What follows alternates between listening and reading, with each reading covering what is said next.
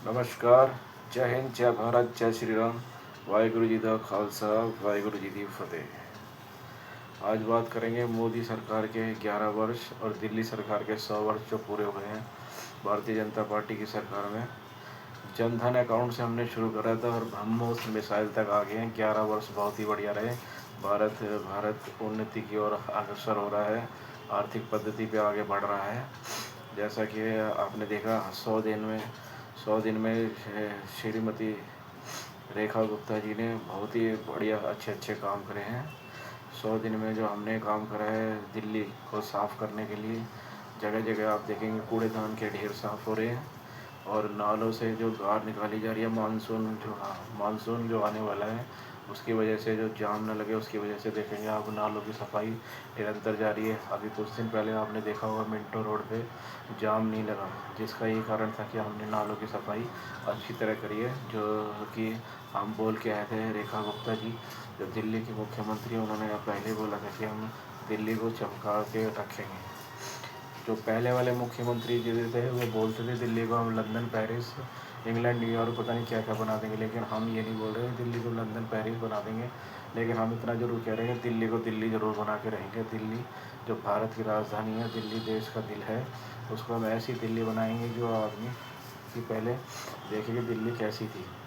कि दिल्ली जो है देश की राजधानी थी, दिल्ली को हम दिल्ली बना के रहेंगे। दिल्ली एक देखने लायक दिल्ली आपको मिलेगी। इसी बीच में अभी दिल्ली सरकार के जो 100 दिन पूरे हुए थे उसके उपलक्ष्य में जगह जगह जो दिल्ली सरकार की जो प्रतिभा आपको देखने मिलेगी। हमने जो वादा करा था बुजुर्गों के 70 साल से के लिए कि हम उनको आयुष्मान कार्ड देंगे। 5 लाख प्लस दिल्ली सरकार दे रही है, 5 लाख प्लस केंद्र सरकार दे रही है। टोटल 10 लाख का जो इलाज है वो हम उनको मुफ्त देंगे। इसके लिए हमने उनके सीनियर सिटीजन बुजुर्ग आदमी उनको लिए हमने उनके आयुष्मान कार्ड बना के दिए हैं। ठीक है, अलग अलग विधानसभाओं में और हमारे जो है विधायक है उन्होंने अपने कार्यालय में एक कैंप लगा के जगह जगह अनाउंसमेंट कर करके हमने जो है बुजुर्ग के 70 साल के जो बुजुर्ग हैं उनके आयुष्मान कार्ड बना के दिए ताकि उनको इस चीज़ का लाभ मिल सके। हम जो आप लोगों से कह के आए थे कि हम दिल्ली को एक अच्छी दिल्ली बनाएंगे, उसके लिए हम प्रतिबद्ध हैं। आने वाला जो मानसून सत्र उसके लिए जो है मानसून जो आने वाला उसके लिए प्रतिबद्ध तैयारी की जा रही है, नालों की सफाई की जा रही है और भी बहुत कुछ किया जा रहा है। जो 11 साल का जो कुशासन था उसको शासन में लाने के लिए कुछ तो समय लगेगा। आप देखेंगे जो जनकपुरी विधानसभा के माननीय जो हमारे विधायक श्री आशीष सूद जी, ऊर्जा मंत्री, गृह मंत्री और शिक्षा मंत्री हैं, और देखेंगे उन्होंने इस बारे में बहुत व्यापक प्रयास करे हैं। और विपक्षी पार्टी द्वारा जो हमारे पर दोष लगाए जा रहे थे कि रेखा गुप्ता सरकार जो है बिजली कट ज़्यादा कर रही है, ये बिल्कुल सरासर एक गलत बात है। माननीय ऊर्जा मंत्री श्री आशीष सूद जी और माननीय मुख्यमंत्री जी रेखा गुप्ता जी ने निरंतर प्रयास करा है कि दिल्ली वालों को जो है निरंतर बिजली पर्याप्त मात्रा में मिलती रहे और सही मात्रा में मिलती रहे। इस बीच में आप प्रयास देखेंगे कि हमने 500 मेगावाट का जो है सोलर ग्रीन एनर्जी प्रोजेक्ट जो है हमने किलोकरली में लगाया। 500 मेगावाट का जो प्रोजेक्ट है जिससे ग्रीन एनर्जी सोलर ऊर्जा वाला जो प्लांट है। पिछली बार की सप्लाई में आप देखें, पिछली बार जो हमने बिजली सप्लाई करी थी 8656 मेगावाट तक गई थी पीक आवर में। इस बार जो है अभी पीक आवर बरसात का सीज़न आया नहीं है, जिसमें बिजली की उमस वाली गर्मी में अत्यधिक मात्रा में बिजली की खपत होती है। लेकिन अब भी हमारी जो खपत है 8256 मेगावाट तक पहुंच चुकी है मानसून आए बिना। लेकिन हम इसके लिए भी प्रतिबद्ध है। पिछली बार हमने 8656 मेगावाट की पूर्ति करी थी दिल्ली वालों को, लेकिन इस बार भी हमने पूर्ण रूप से तैयारी करके 9500 मेगावाट तक की हम दिल्ली को बिजली आपूर्ति कर सकते हैं। इसके लिए कंपनी और दिल्ली सरकार, माननीय ऊर्जा मंत्री श्री आशीष सूद जी ने बिल्कुल व्यापक तैयारी करी है। और जो बिजली तीनों बिजली कंपनियों के जो CEO हैं उनके साथ निरंतर बैठक चल रही है। इस प्रयास में आप देखेंगे कि आपकी बिजली आपूर्ति ठप ना, उसके लिए हमने एक नया प्लांट भी आप पालम एरिया में देखेंगे एक नया ग्रिड का उद्घाटन किया गया है, जो इसी का एक प्रारूप रूप है। दिल्ली सरकार माननीय श्री रेखा गुप्ता जी और माननीय ऊर्जा मंत्री श्री आशीष सूद जी दिल्ली वालों को पर्याप्त मात्रा में बिजली देने के लिए प्रतिबद्ध है। जो विपक्ष की तरफ से हमारे ऊपर जो निराधार आरोप लगाई जा रही है कि रेखा गुप्ता जी पावर कट करती है, वह बिल्कुल ही निराधार है। बिल्कुल ही यहाँ पर उनके पास अब कुछ बचा तो है नहीं, और सिर्फ सरकार को बदनाम करने की से निरंतर साजिश ही रखती जा रही है। मैं दिल्ली वालों से कहना चाहूँगी कि पिछली बार भी हमने 8,656 मेगावाट तक की दिल्ली वालों को बिजली आपूर्ति करी थी। इस बार की भी हमारी तैयारियां बिल्कुल निरंतर है। इस बार की तैयारी हमने 9,500 मेगावाट तक की कर रखी है, और आप बिल्कुल ही टेंशन ना लें, दिल्ली में पावर कट बिल्कुल नहीं रहेगा। जैसी आपूर्ति आपको पिछले साल दी गई थी, इस बार भी आपको इस बार की पूरी बिजली आपूर्ति दी जाएगी। और इसी बीच में हमारे जो शिक्षा मंत्री भी है श्री आशीष सूद जी ने, उन्होंने एक विधानसभा में विधेयक पास करवाया है कि जो कि प्राइवेट स्कूल अपनी मनमानी ढंग से जो फीस बढ़ोतरी करते थे, वो अब नहीं कर पाएंगे। इस बारे में उनके ऊपर एक लगाम लगाई गई है कि अपनी मर्जी से वो फीस की वृद्धि नहीं कर पा सके। ये एक सरकार का रेखा गुप्ता जी का माननीय विधायक श्री आशीष सूद जी का एक मील का पत्थर साबित हुआ है। जो माँ बाप फीस बढ़ोतरी के लिए चिंतित रहते थे, उनको एक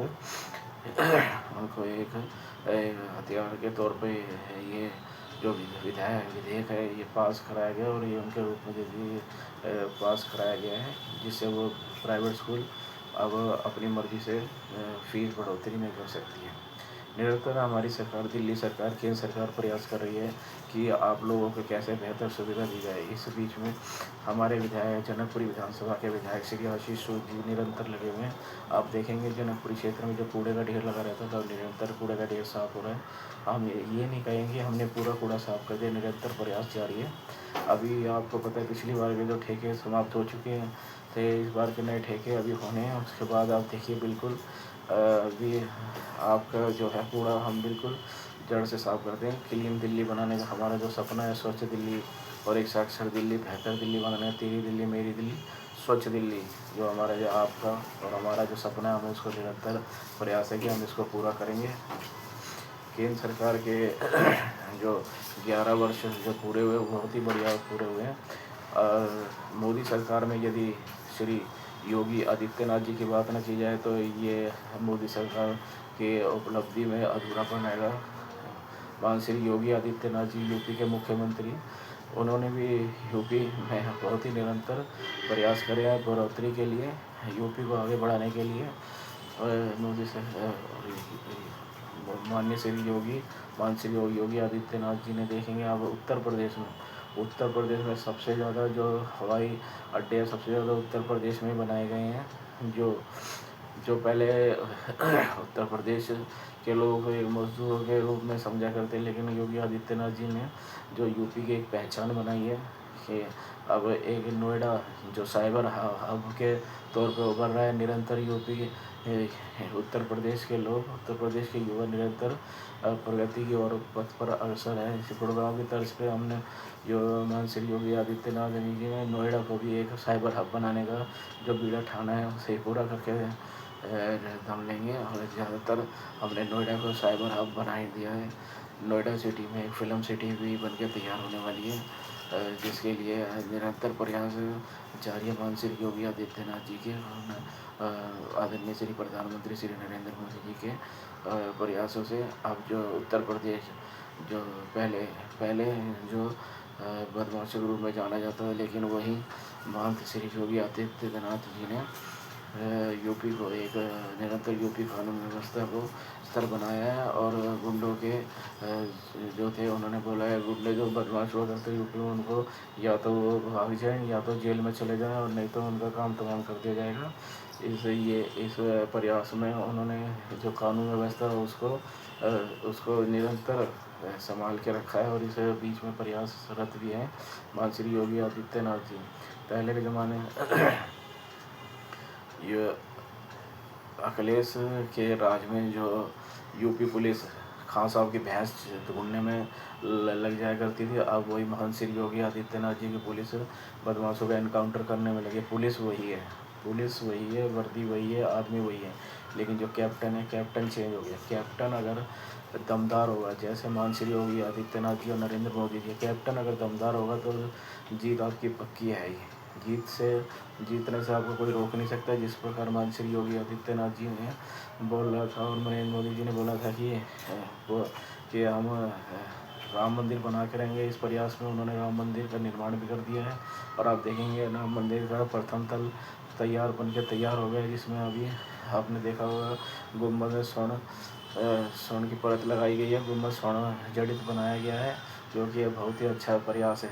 जो लोग बोलते थे राम मंदिर खाने को दे के जाएगा, जी हाँ बिल्कुल, लाखों हजारों लोग श्री राम मंदिर जी के दर्शन करने आ रहे हैं और वही GDP में बढ़ोतरी कर रहे हैं। बिल्कुल सही बात है कि राम मंदिर खाने को भी दे रहा है और कमाने को भी दे रहा है।